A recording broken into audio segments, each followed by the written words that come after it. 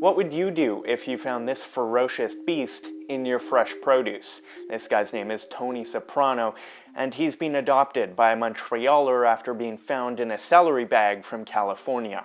At first I was a little bit shocked. Normally I would have been like, oh, I would just like flush her down the toilet or throw her in the garbage, but I was thinking maybe this is like a good opportunity to save something or do something good.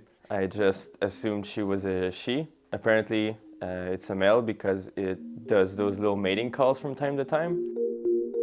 Deslongchamps bought a small aquarium for the amphibian, and he says its health has improved by leaps and bounds over 3 weeks. According to a biologist, Tony is likely a male Pacific tree frog native to the West Coast. Are you surprised in the first place that this frog survived? I'm not that surprised because there's basically a microclimate that creates around, the roots and stuff like that.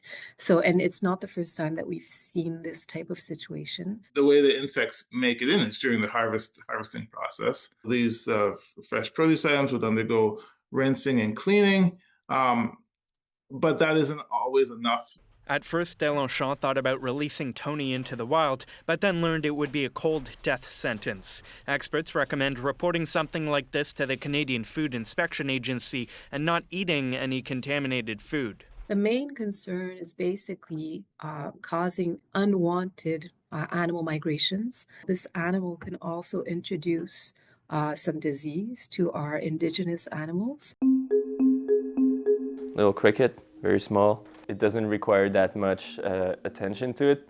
Just needs to be, in a relatively humid environment with like a UVB light in good temperature. Deslongchamps plans to keep the frog as a pet through winter, sheltered from the cold and a long hop from home.